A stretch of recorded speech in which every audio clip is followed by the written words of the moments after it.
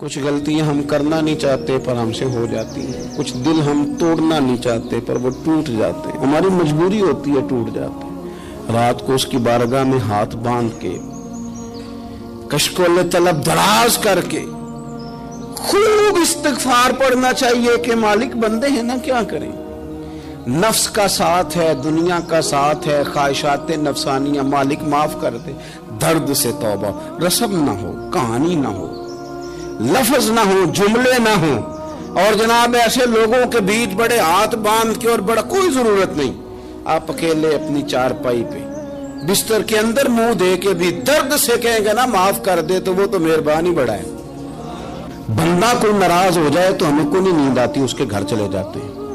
ہم اپنے سارے رشتوں کو، تعلقات کو مینٹین کر کے رکھنے کے عادی ہیں، ہمیں پتہ ہے کہ وہاں میں نہیں جا سکا تو بیٹا بھیجتا ہوں، فلاں شادی پہ میں نہیں جا سکا تو بھتیجا بھیجتا ہوں، بھائی بھیجتا ہوں، ہر تعلق کا ہم نے خیال رکھا کوئی روٹھ نہ جائے۔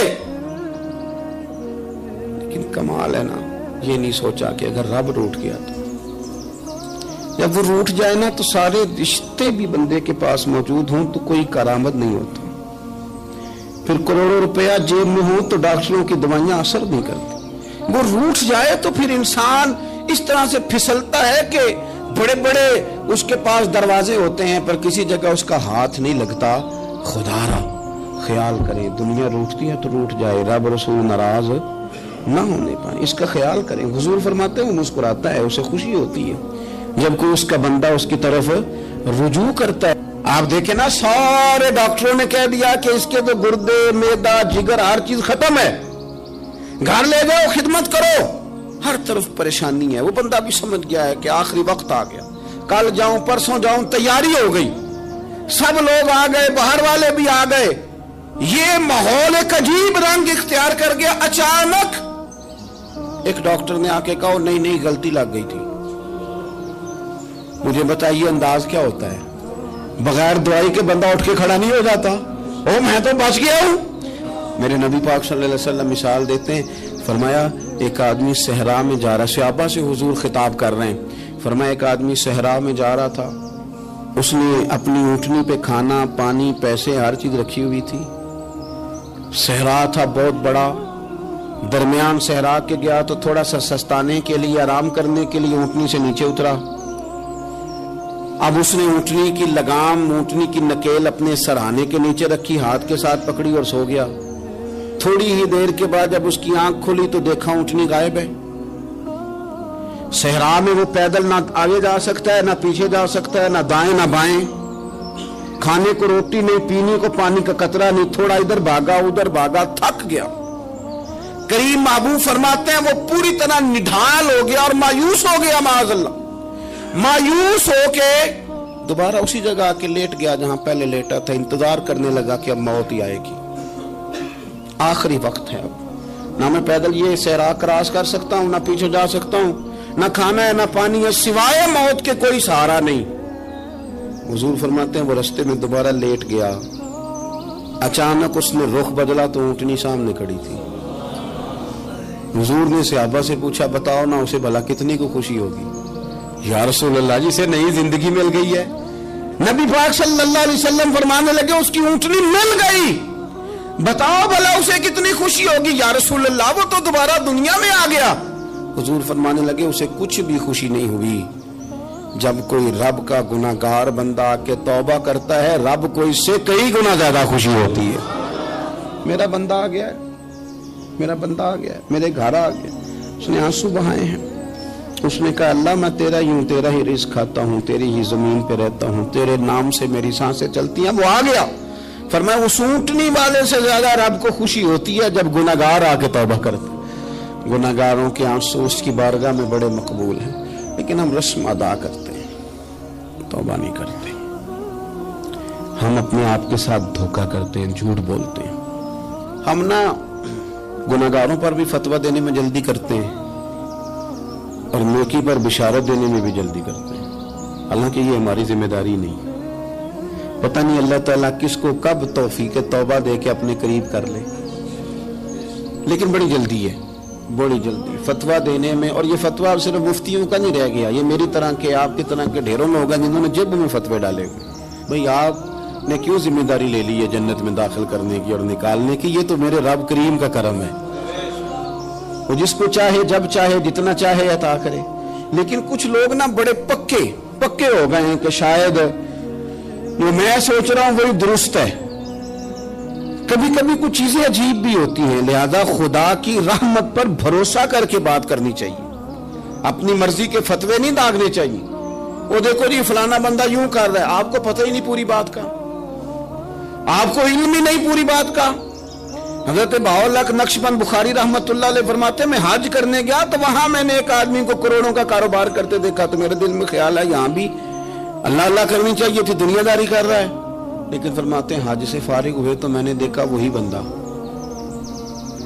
सारा कुछ रब की बारगाह में खैरात कर रहा है, और सैकड़ों गरीब हाजी हैं जिनको पूरे पूरे खर्चे दे रहा है। तो मैंने वही अपनी सोच से तौबा की कि मैं कहां था। बड़ी जल्दी खड़े ना हो जाएं। हजरत हसन बसरी रहमतुल्लाह ताला अलैह इरशाद फरमाते हैं कि मैं दरिया के किनारे गया तो वहां मैंने एक शख्स को देखा, वो अपनी एक खातून की गोद में सर रख के बैठा और करीब एक बोतल भी पड़ी है। मेरे दिल में माज अल्लाह ख्याल आया कि देखो किस अंदाज में एक औरत के साथ ये है और पास बोतल भी पड़ी है, जाने शराब है। कहते मैं सोच ही रहा था कि अचानक की कश्ती आ रही थी दरिया में, वो हिचको लेखा है, कश्ती में 4-5 लोग थे, वो दरिया में डूबने लगे। वो आदमी तेजी से उठा, दरिया में छलांग लगाई, पहले एक को निकाला, फिर दूसरा निकाला, फिर तीसरा निकाला, एक बंदा रह गया। कहने लगा हुजूर मुझे तो आपने गुनाहगार समझा, मैं तो बड़े गलत अंदाज में यहाँ बैठा हूँ, आपने जो सोचा चलेंगे चौथा बंदा आप निकालना है, करे ना ये काम, करे ना ये काम। बड़े भोले भाले बड़े अल्लाह वाले, रियाज आपको बस हम ही जानते हैं, इतनी जल्दी फतवा। हजरत हसन बसरी फरमाते हैं मैं पशेमान हुआ, मैंने कहा मुझे तैरना नहीं आता, तू देर ना कर, चौथा डूब ना जाए। फिर तो उसने छलांग लगाई, चौथा भी निकाल लाया और कहने लगा हजरत आपने जल्दी की सोचने में, ये बीबी मेरी माँ है और ये सिरके की बोतल है। हम माँ बेटे का ये मशगला है कि ये वो जगह है जहाँ आके लोग मुसाफिर उतरते हैं और यहाँ से किसी का घर 100 मील है, किसी का 200 मील है। हम सुबह सिरका खजूरें रोटियां लेके यहाँ आते हैं, मुसाफिरों की नौकरी करते हैं, कोई परेशान हो तो मदद करते हैं। हजरत ख्वाजा हसन बसरी फरमाते हैं मैंने माफी मांगी, उनसे भी मांगी, रब से भी मांगी। उन्होंने मांग ली ना, बुजुर्ग थे, पर हमको नहीं तैयार मांगने को। हम हर वक्त बदगुमानियां, वो फलाना फलाने जुर्म करता था, मैं उसे अब कैसे नेक मान लूं। भाई अब वो नमाजी है, खुदा के घर आता जाता है, अब अल्लाह की बारगाह में हाजिर होता है। जब रब ने माफ कर दिया तू भी सोच बदल जा।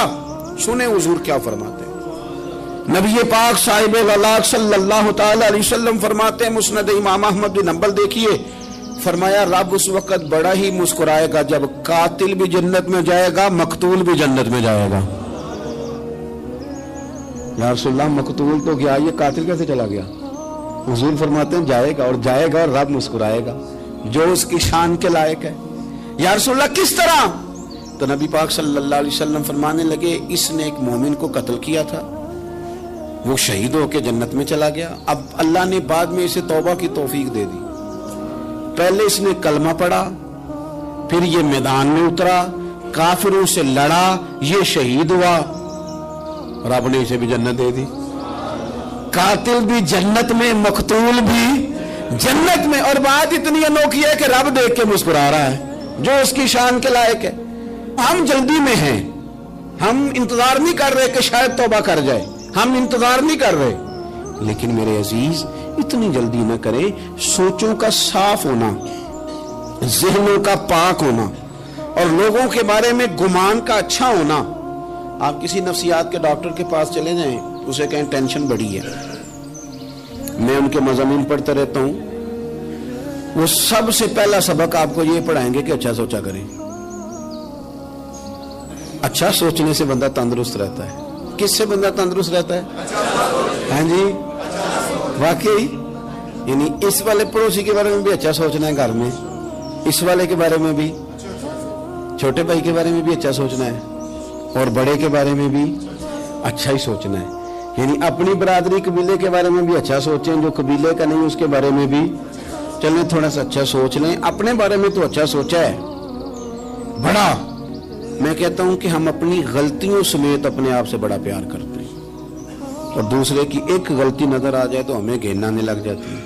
آپ جلدی نہ کریں, مالک نے موقع دیا ہے بندوں کو, نہ وہ کسی کا رزق چھین رہا ہے نہ سانسیں چھین رہا ہے, وہ اپنی زمین پہ چلنے بھی دے رہا ہے رہنے بھی دے رہا ہے. تو جب اس نے موقع دیا ہے آپ بھی تھوڑا موقع دیں. اللہ بڑا کریم ہے, دروازے کھولے گا, اس کے بندے اس کی بارگاہ تک پہنچیں گے. بدگمانیاں اور پھر بدگمانیوں کا عروج اور اس لیول تک جا کے بات کر دینا کا جہاں سے خوف آئے کہ یار یہ بات نہیں کرنی چاہیے.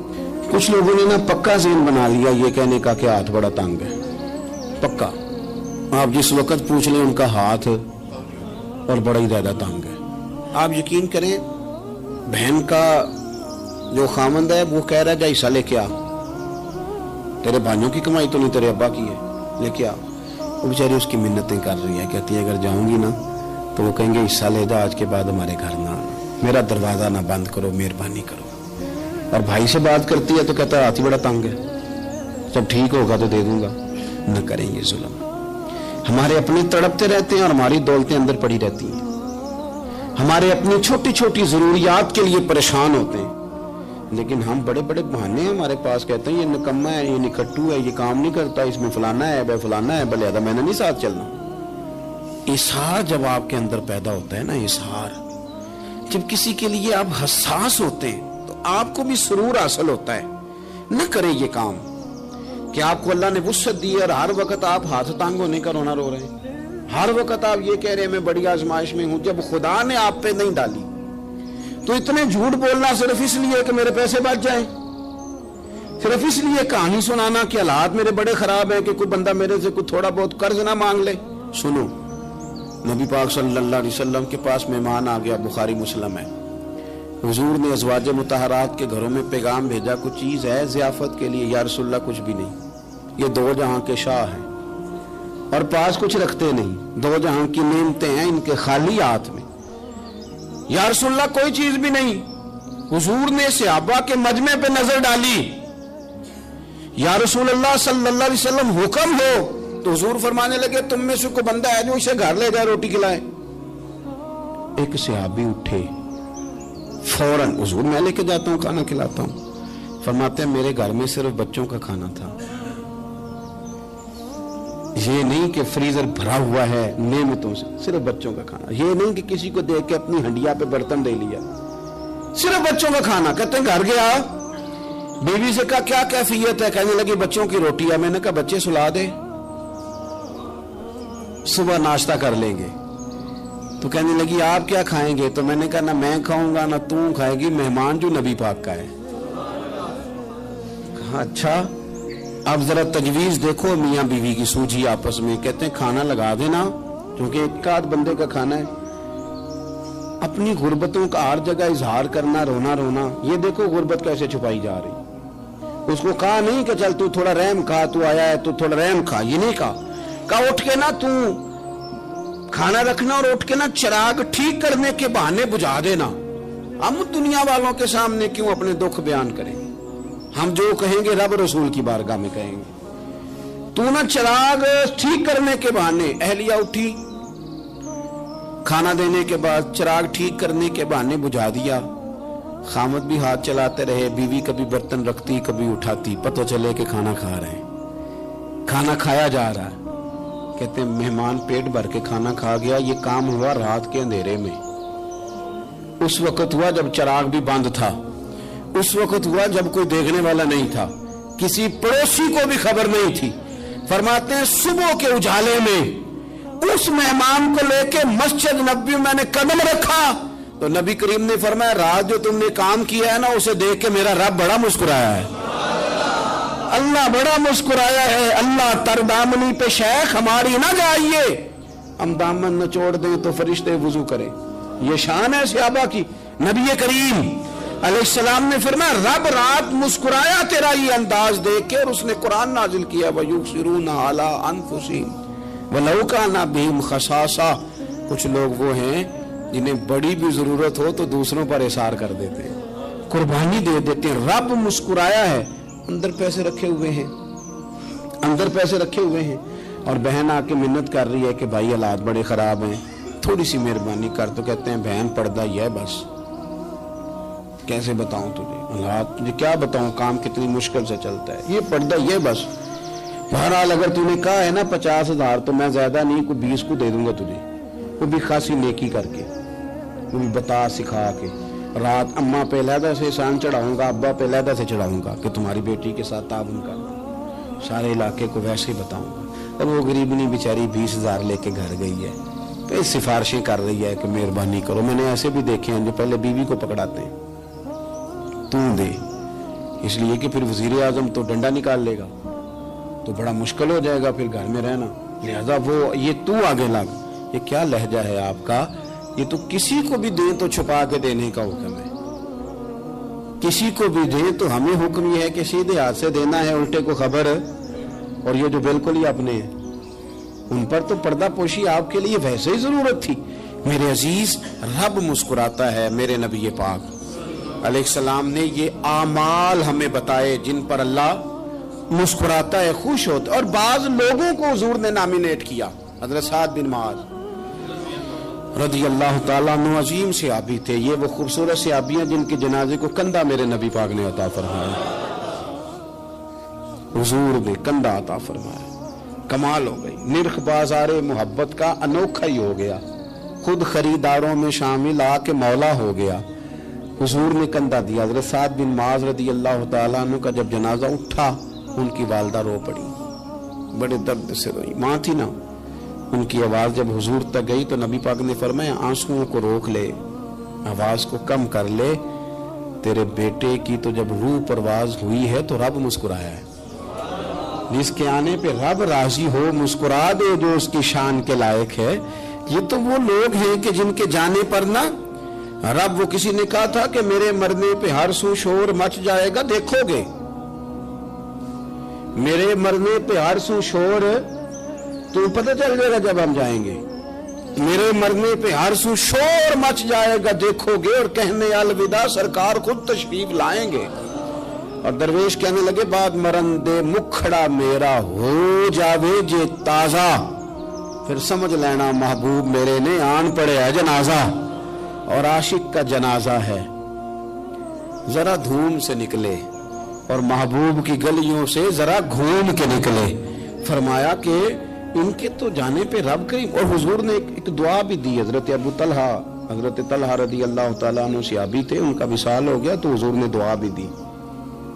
फरमाया या अल्लाह, जब मेरा तलहा है ना तो तू इससे मुस्कुरा के बात करना, ये तुझसे मुस्कुरा के बात करे जो तेरी शान के लायक है। कुरान मजीद में फरमाया इन्नल्लाह बिन्नासी लरऊफुर रहीम, बेशक अल्लाह अपने बंदों पर बड़ा ही मेहरबान और निहायत ही रहम करने वाला रऊफ और रहीम है, बड़ा मेहरबान है, करम फरमाता है।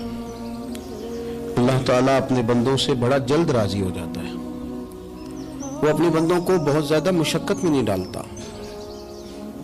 वो अपने बंदों से अपनी नेमतों का बदला नहीं चाहता, बहुत सख्त मुशक्कत वाली इबादतें नेमतों के बदले नहीं चाहता, वो बड़ी जल्दी रहम फरमाता है। मेरे नबी पाक सल्लल्लाहु ताला अलैहि वसल्लम ने इरशाद फरमाया, बाज अहादीस में लफ्ज ये है कि अल्लाह अपने बंदों को देख के मुस्कुराता है जो उसकी शान के लायक है। जिस तरतीब से हम मुस्कुराते हैं, जिस तरतीब से हम रोते हैं, जिस तरतीब से हम किसी बात का इज़हार तशक्कुर करते हैं, खुदा इन बातों से पाक है। अब बहुत सारी हदीसों में आया कि वो मुस्कुराता है, तो क्या मतलब है मुस्कुराने का? तो उलमाए तफसीर ने लिखा है मुस्कुराने का मतलब ये है कि वो बड़ा ही राजी होता है अपने बंदे से, बड़ा राजी होता है, ये मतलब है। एक तो मुस्कुराने का मतलब ये है कि वो बड़ा राजी हो गया, बड़ा राजी हो गया, वो मुस्कुरा दिया अपने बंदे पे। और एक इसका माना खुद नबी पाक सल्लल्लाहु ताला अलैहि वसल्लम ने बयान फरमाया। मुस्नद इमाम अहमद बिन हंबल में हदीस है, हुजूर सैयद आलम अलैहिस्सलाम से सहाबा ने पूछा, या रसूलल्लाह शहीद तो बड़े लोग होते हैं, शहीदों में अफजल कौन है? तो अल्लाह के हबीब अलैहिस्सलाम फरमाने लगे, वो वाला बंदा जो डट गया था काफिरों के मुकाबले में, वो हिला नहीं, पूरी तरह डट के जो लड़ा वो शुहदा में अफजल है। حضور فرماتے ہیں وہ جنت کے بالا خانوں میں سیر کرے گا اور رب اسے دیکھ کے مسکرائے گا، رب اسے دیکھ کے مسکرائے گا، اللہ تعالیٰ مسکراتا ہے اسے دیکھ کے۔ اور اگلے جملے میں حضور نے وضاحت کر دی، فرمایا جب رب دنیا میں کسی پر مسکراتا ہے نا تو اس کا معنی یہ ہے کہ قیامت میں پھر اللہ اسے حساب کوئی نہیں لے گا۔ جس پر اللہ دنیا میں مسکرا دیا اس سے کوئی حساب، تو وہ کام ڈھونڈنے چاہیے نا جس سے اللہ مسکرائے۔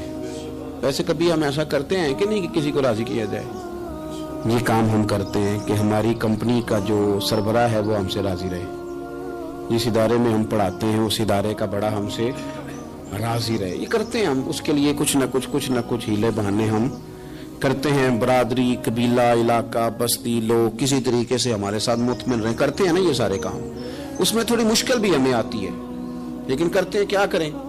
گھر میں بھی کئی دفعہ ایسا ماحول بنانا پڑتا ہے۔ چلیں ایک اور میٹھی مثال دیتے ہیں، زیادہ سمجھ میں آئے گی۔ چھوٹا بچہ خوش رہے، آپ اس کے لیے محنت نہیں کرتے؟ وہ چھوٹا ہے، اس کو خوش کرنا فرض ہے ابا پہ، لیکن وہ کہتا ہے کہ میں نے موٹر سائیکل لینا ہے۔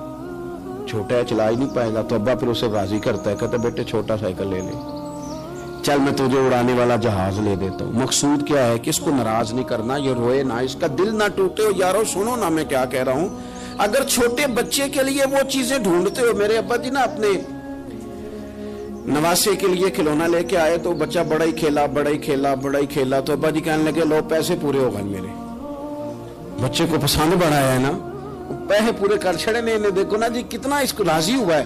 تو انسان کیا کرتا ہے کہ کوشش کرتا ہے، چھوٹا بچہ بھی ناراض نہ ہو تو وہ چیزیں وہ ڈھونڈتا ہے کہ اس کو کیا پسند ہے، چاکلیٹ لے جاؤں، فلاں چیز لے جاؤں، آئس کریم لے جاؤں۔ تو ایک بچے کے لیے، گھر کے لیے، سربراہ کے لیے اتنی محنت کرتے ہو تو وہ کام بھی ہمیں ڈھونڈ کے تلاش کرنے چاہیے نا جس سے رب راضی ہوتا ہے، اللہ راضی ہوتا ہے۔ بتاؤں وہ کون کون سے کام ہیں؟ نبی کریم صلی اللہ تعالی علیہ وسلم نے ارشاد فرمایا 3 لوگ ہیں جنہیں دیکھ کے رب مسکراتا ہے۔ یا رسول اللہ صلی اللہ علیہ وسلم وہ کون کون سے؟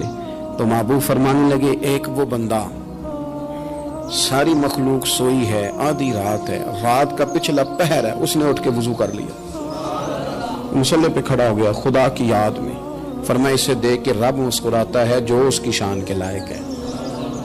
مسکراتا ہے اللہ۔ یہ تو سونے کا ٹائم تھا، یہ تو گہری نیند آنے کا وقت تھا، رات کا پچھلا پہر۔ رات پوے تے بے درداں نو نیند پیاری آوے، تے درد منداں نو یاد سجن دی ستیاں وی آن جگاوے۔ اور ساون کی کالی راتوں میں جب بوندا باندی ہوتی ہے، وہ راتوں کو اٹھ اٹھ روتے ہیں جب خلقت ساری سوتی ہے۔ اللہ مسکراتا ہے۔ اور سننا میرے بھائی، میرے نبی پاک صلی اللہ تعالی علیہ وسلم فرماتے ہیں جب مسلمان نماز کے لیے صفیں بناتے ہیں نا، ترتیب لگ رہی ہوتی ہے، اب اللہ کی بارگاہ میں کھڑے ہوں گے، قیام کریں گے، رکوع کریں گے، سجود کریں گے، فرمایا جب مومن صفیں بناتے ہیں تو رب دیکھ کے مسکراتا ہے، مسکراتا ہے۔ کمال ہو گئے عروج بندگی کا، جب بندے کو دیکھ کے رب مسکرائے۔ خدا بندے سے خود پوچھے بتا تیری رضا کیا ہے، مسکراتا ہے۔ اور میرے نبی پاک علیہ السلام فرماتے ہیں جب مجاہد جہاد کے لیے صفیں سیدھی کرتے ہیں، آج تو یہ رب کے نام پہ مرنے ہی آ گئے، یہ صفوں میں کھڑے ہوں گے، ترتیب سے لڑیں گے، ترتیب سے گلا کاٹیں گے کافروں کا یا شہادت لیں گے۔ فرمایا جب جہاد کے لوگ صفیں بناتے ہیں تو رب انہیں دیکھ کے مسکراتا ہے۔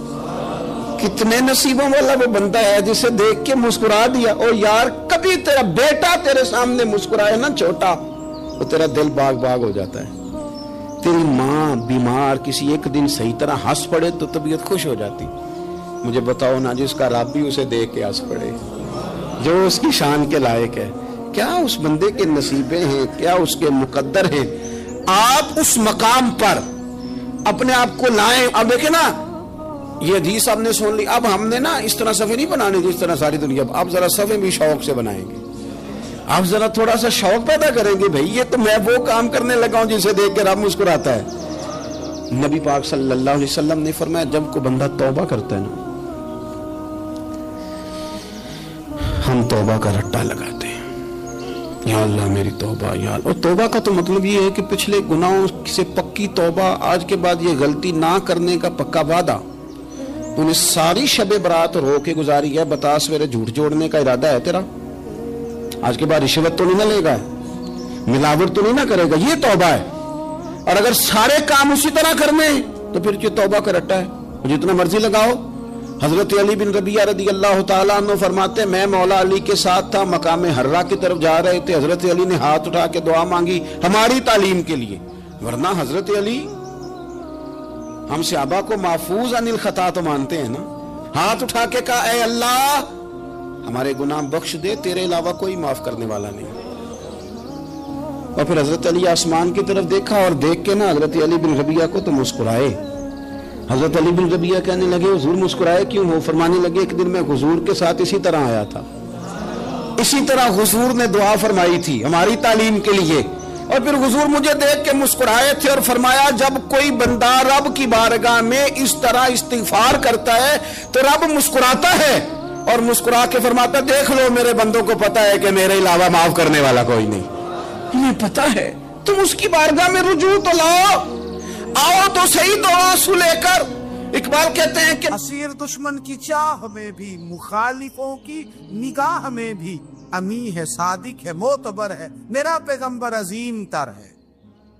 نبی پاک صلی اللہ علیہ وسلم تشریف لائے، انہوں نے کہا جی آپ جو فیصلہ بھی کریں قبول ہے، آپ بتا دیں کون سا قبیلہ حجر اسود اٹھا کے باقی خانہ کعبہ کی تعمیر مکمل ہوگی، حجر اسود کون سا قبیلہ لگائے، پہلے طے کر لیا تھا جو حضور فیصلہ کریں گے سب کو قبول ہوگا۔ اب اگر حضور ایک کے حق میں فیصلہ کر دیتے تو تیار تھے نا باقی قبول کر دیں۔ اب وہ سارے قبیلے نظریں حضور پہ لگائیں، نتیجہ نکلنا ہے، یہ سمجھ لیں پاس فیل کا نہیں، فرسٹ سیکنڈ کا نتیجہ ہے۔ کس کو شہادت ملتی؟ ای شہادت بزور بازو نیز کس کو ملتی ہے؟ قربان جاؤں حضور کی حکمت پر، نبی پاک کے تدبر پر۔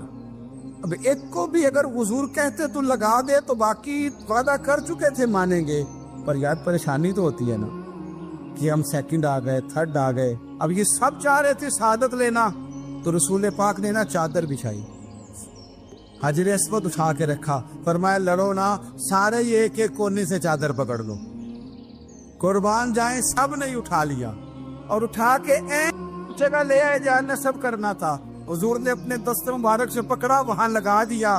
اب کوئی سب سے پوچھتا نا کس نے لگایا ہے تو سب یہی سمجھتے تھے ہم نہیں لگایا ہے، اور آخری فیصلہ یہ تھا ہم سب نہیں لگایا ہے۔ یہ حکمت ہے رسول پاک کی، تیرے آگے ہے یوں دبے لچے فصحا عرب کے بڑے بڑے، کوئی جانے منہ میں زبان نہیں بلکہ جسم میں جان نہیں۔ نبی پاک علیہ السلام نے فرمایا جو نماز تم اپنے گھر کے اندر پڑھو گے ایک نماز کا اللہ تمہیں ثواب دے گا، جماعت کے ساتھ پڑھو گے تو 27 نمازوں کا ثواب، لیکن فرمایا وہی نماز اگر تم میری مسجد نبوی میں آ کے پڑھو گے تو اللہ 50,000 نمازوں کا ثواب عطا کرے گا، 50,000 نمازوں کا۔ اور مدینے والے حبیب فرمانے لگے وہی نماز اگر تم نے بیت اللہ میں آ کے پڑھی تو نماز ایک ہوگی، لیکن رب تمہیں 1,00,000 نماز کا ثواب عطا فرمائے۔ اب یہ فضیلت حضور نے بیان کی، فضیلت دیکھیں، اللہ تعالیٰ کی رحمتیں ہر جگہ برستی، یہاں کب برسیں گی ہمیں کوئی پتہ نہیں، تقریر کے وقت، خطبے کے وقت، نماز کے وقت، دعا کب برسیں گی نہیں پتہ، لیکن خانہ کعبہ کا جو معاملہ ہے اور وہاں جو رحمت کا معاملہ ہے، ملا رومی فرماتے ہیں کہ خدا کی رحمت اگر تجھے اتنی مل جائے نا قطرے کے برابر بھی، تو سمجھ لے تیری دنیا بھی بن گئی اور تیری آخرت بھی بن گئی۔ اب میرے نبی پاک علیہ السلام کی حدیث سنیں، حضور فرماتے ہیں روزانہ بیت اللہ شریف پر اللہ کی 120 رحمتوں کا نزول ہوتا ہے۔ یا رسول اللہ کس وقت ہوتا ہے؟ فجر کے وقت، ظہر کے وقت، عصر کے وقت، طواف کے وقت، نماز کے وقت، کب؟ تو حضور نے طے کر کے بتایا، فرمایا 120 رحمتیں اللہ خانہ کعبہ پہ نازل فرماتے ہیں۔ یا رسول اللہ کب؟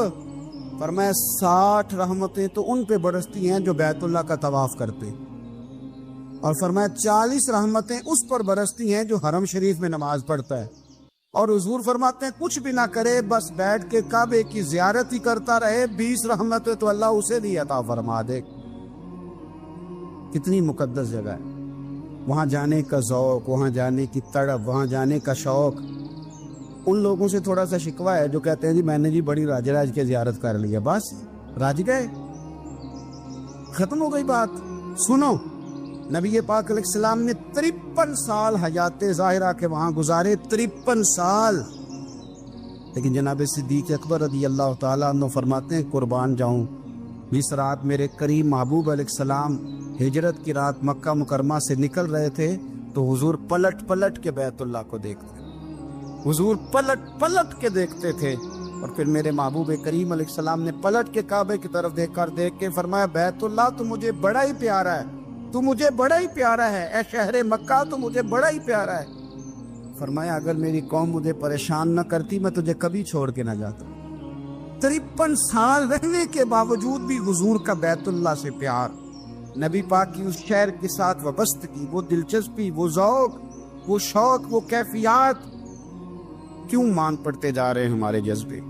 ہمارے سیاست کی باتیں روز ہونے لگی ہیں، بحثوں کی باتیں روز ہوتی، لیکن اپنا عشق مضبوط کرنے کی بات، آپ یقین کریں یہ جو عشق ہوتا ہے یہ بندے کو آزاد کر دیتا ہے، یہ بندے کو عشق آزاد کر دیتا ہے۔ اعلیٰ حضرت فرماتے ہیں اے عشق تیرے صدقے جلنے سے چھٹے سستے، جو آگ بجھا دے گی وہ آگ لگائی ہے۔ اور علامہ اقبال کہنے لگے اقبال سمجھاتے ہیں، وہ کہتے ہیں بجھی عشق کی آگ اندھیر ہے، اب مسلمان نہیں اب خاک کا ڈھیر ہے۔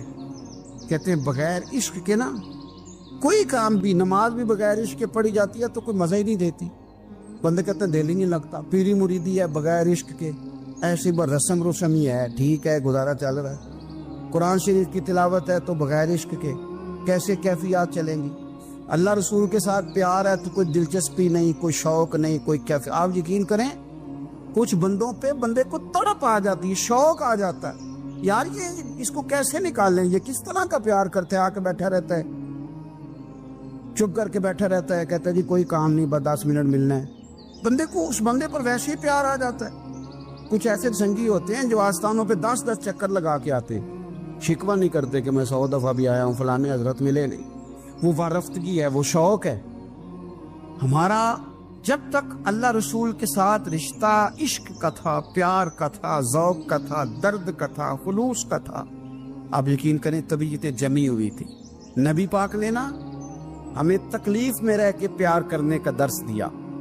بخاری مسلم میں حدیث ہے، حضور اپنے مدینے کی شان بیان کرنے لگے، حضور فرمانے لگے، محبوب فرماتے ہیں یمن فتح ہوگا تو وہاں کھیت اچھے ہوں گے، کھلیان اچھے ہوں گے، کاروبار اچھے ہوں گے، تو کچھ لوگ مدینے والے وہاں جا کے رہنے لگ جائیں گے، آباد ہو جائیں گے، لیکن حضور فرماتے المدینہ تو خیر لہم لو کانوا یعلمون۔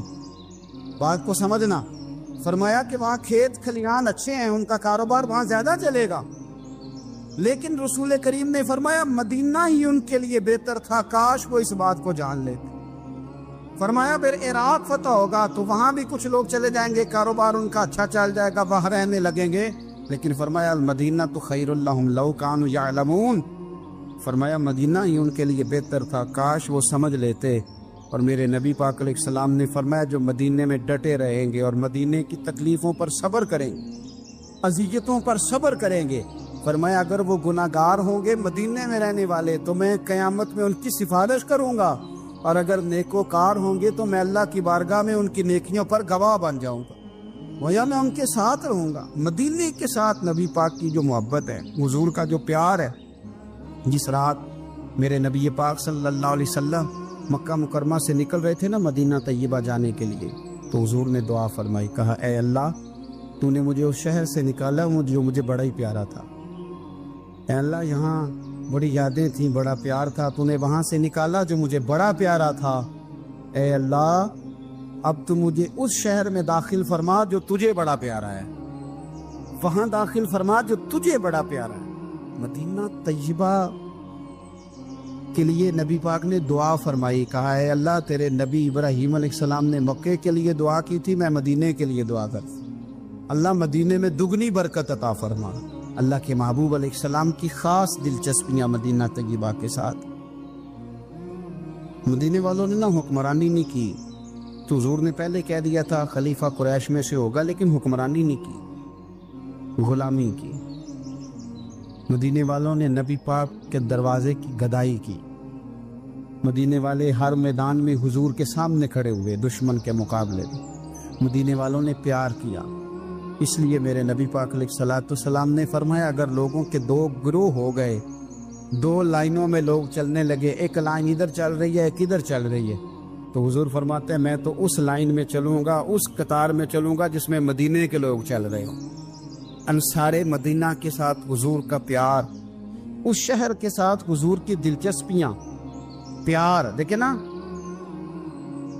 بندہ جب اپنے گھر واپس لوٹ کے آتا ہے تو شوق ہوتا ہے ذرا جلدی سے نا گھر پہنچ جاؤں، ذرا تھوڑا جلدی چلا جاؤں۔ کئی سفر سے آئے، صحابہ فرماتے ہیں کہ جب نبی پاک کسی جنگ سے، جہاد سے، سفر سے لوٹتے، مدینے کی عمارتیں نظر آتی تو گھوڑا تیز کر لیتے، اپنے اندر نا یہ ذوق پیدا کریں، یہ پیار پیدا کریں۔ آپ یقین کریں کوئی ٹھنڈے ٹھنڈے مسلمان، وہ کوئی کیفیت نہیں، صبح سے شام تک میں دوستوں سے کہا کرتا ہوں الحمدللہ کبھی ایک آیت پڑھ لینا قرآن پاک کی ترجمہ اور تفسیر کے ساتھ تو سارا دن وہ گھومتی رہتی ہے دماغ میں، رات کو اس کا ذائقہ رہتا ہے روح میں۔ تو جب میں اور آپ سارا دن پڑھیں، سیاست کریں، سیاست سنائیں، کہانیاں کریں، غیبتیں، پھر دماغ میں الٹے سیدھے خیالات ہی آنے۔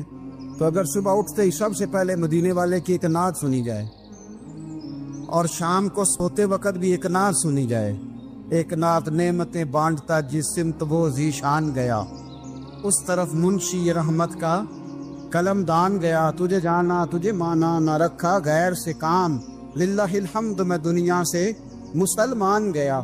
تو اگر یہ ذوق بنا لیا جائے تو انشاءاللہ رات کو بھی آپ کو نا مدینہ ہی نظر آئے گا، انشاءاللہ خواب میں بھی آپ ٹکٹنگ کرا رہے ہوں، آپ ویزا ہی لگوا رہے ہوں گے، لیکن شرط یہ ہے کہ وہ کیفیت ہو، وہ پریم ہو، وہ پیار ہو۔ مدینے والوں نے بڑی غلامی کی، کبھی کوئی شکوہ نہیں کیا، ویسے کبھی کبھی اللہ موقع بناتا تھا، کبھی کبھی نا مدینہ شریف میں ایسے ہوتا تھا کبھی کبھار۔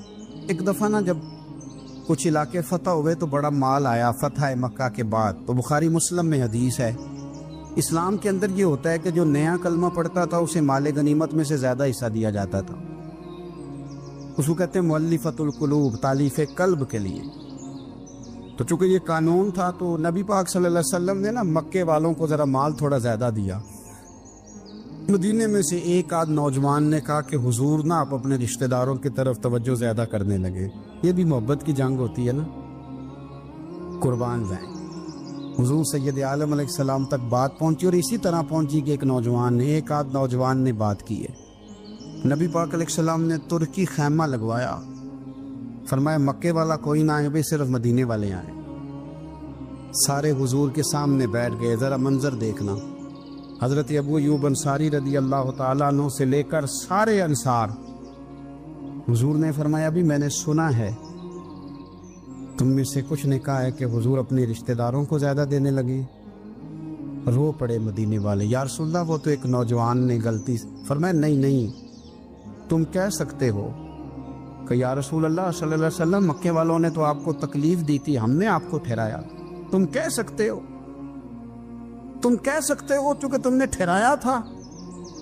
مدینے والے رونے لگے کہ یا رسول اللہ ہم کون ہوتے ہیں ٹھہرانے والے، وہ تو آپ آئے، اللہ نے مدینے کو شان عطا کر دی۔ میرے محبوب نے فرمایا تم کہو نا کہ یا رسول اللہ مکے والے تو بدر میں تلواریں لے کے آ گئے تھے، ہم تھے جنہوں نے سینے پیش کیے تھے۔ وہ رو رہے ہیں، نہیں حضور ایسا تو نہیں ہے، وہ تو آپ نے مہربانی کی تو بدر میں ہم میں سے کچھ شہید ہو گئے، کچھ غازی بن گئے کی برکت سے۔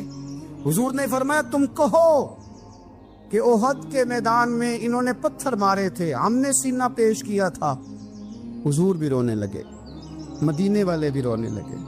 نبی کریم نے فرمایا تم کہو کہ جانے ہم نے قربان کی، تم کہو کہ حضور ایک قربانیاں ہم نے دی، کہہ سکتے ہو تم نے دی ہیں، ہمارا حق بنتا ہے کہو۔ اور جب رو رو کے بے حال ہو گئے تو سرکار بھی روئے، کھل کے روئے، پھر آنسو پونچھے اور کریم رسول فرمانے لگے او بھولے مدینے والو، کیا تم یہ نہیں پسند کرتے کہ لوگ جب اپنے گھروں میں جائیں تو بھیڑ بکریاں لے کے جائیں، اور جب مدینے والے اپنے گھر جائیں تو اللہ کے رسول کو ساتھ لے کے جائیں؟ تم یہ نہیں پسند کرتے کہ تمہارے ساتھ میں جاؤں؟ یہ نہیں تمہارا شوق؟ دیکھو کسی کے حصے میں کچھ آیا، کسی کے حصے میں کچھ آیا، کسی کے حصے میں کچھ آیا۔ مدینے والے وہ لوگ ہیں جن کے حصے میں اللہ کا پیارا حبیب آیا۔ تمہیں رسول کریم ملے، تم کتنے خوش بخت ہو، کتنے خوش نصیب ہو، تمہیں نبی پاک کا ساتھ ملا۔ حضور ہے، یہ ہے ارض جنت، یہ طیبہ کی زمین ہے، جنت بھی یہیں اور مال کے جنت بھی